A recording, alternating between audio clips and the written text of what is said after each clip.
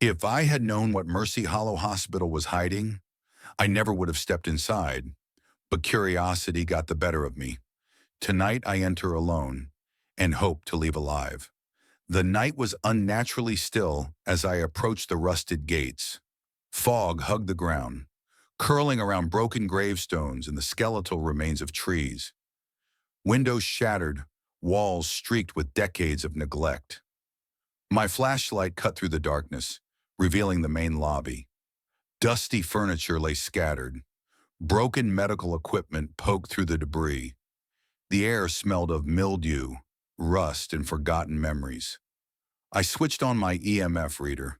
Nothing at first, until a cold gust of air carried a whisper so faint I thought I imagined it. "Hello," I called.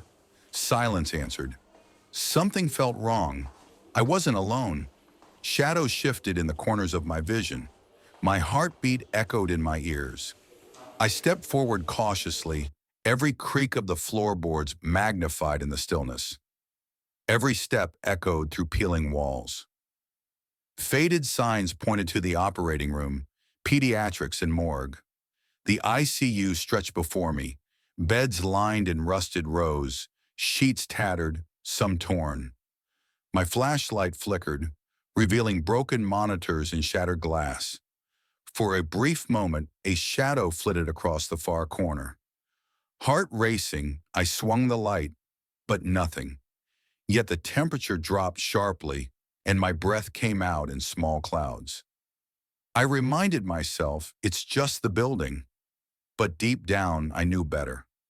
Something unseen was watching me. The doors groaned as I entered the operating theater. Surgical tools lay scattered across the floor, rusted and worn. The table was stained, frozen in time. I could almost hear faint whispers bouncing off the walls. I whispered to myself, "Focus." My camera needed proof, not imagination. And then I felt eyes, watching. Not one pair but many, invisible, unblinking, judging. I moved toward the pediatric wing. Broken cribs, torn dolls, scattered toys, and faded drawings on the walls gave the room a false innocence. A lullaby began to echo, distorted and slow, as if coming from every direction at once. My flashlight trembled in my grip. Each step I took made the toys appear to twitch, subtly turning toward me. I froze. The air grew colder, heavier, pressing against my chest.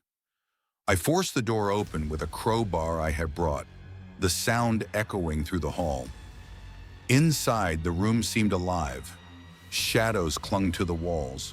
The lullaby grew louder, wrapping around me like a cold, suffocating blanket. I pressed on toward the morgue. The doors were rusted shut, but I forced one open. Cold air hit me instantly, biting at my skin. Rows of storage drawers lined the walls, some ajar. In the middle, a small figure crouched, faceless, completely void of features. My breath caught. EMF needles bounced violently. Temperature plunged. My skin froze. I whispered, "I'm leaving." But even as I did, the building seemed alive. Shadows multiplied, slithering across walls, pooling in corners. I ran, flashlight beam cutting through the dark. Hallways twisted and turned, unfamiliar and endless. Footsteps echoed behind me, deliberate, not mine. Panic gripped me, muscles burning as I bolted. Laughter started, faint at first, then high-pitched and echoing, bouncing off every wall. Children? No. Something else. Malevolent, mocking, surrounding me. Finally, a faint light appeared at the end of a long corridor.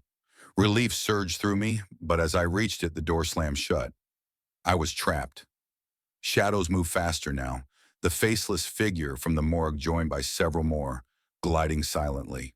Whispers returned, urgent and demanding. My vision blurred. My flashlight flickered and dimmed. I swung it wildly, trying to find any escape. Then the door creaked open, just a crack. A gust of cold wind blew past me, carrying the sound of the hospital settling. I bolted through it, stumbling, falling once, then again. Outside, the night felt warm, normal, safe, but my camera had recorded everything.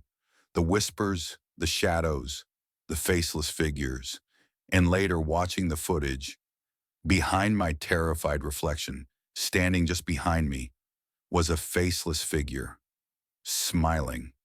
I froze, unable to move. The room seemed to breathe around me, shadows stretching unnaturally. Then the camera flickered, static. In the brief flashes, I could see more figures, each one faceless, lurking silently in every corner of the frame. They weren't just behind me, they were everywhere observing. A chill ran through my body, colder than anything I had felt before. My flashlight flickered again, then died, plunging me into darkness. I fumbled with the camera, hoping it was still recording. And then, a whisper, clear this time, right in my ear. "You shouldn't have come here." I stumbled backward, tripping over the edge of the gate. My heart was hammering, every instinct screaming to run, but my feet barely obeyed. The faceless figures seemed to glide closer in the camera, their shadows stretching unnaturally across the footage, whispering words I couldn't understand, beckoning me to return. If you want more stories from the Paranormal Vault, subscribe and enter, if you dare,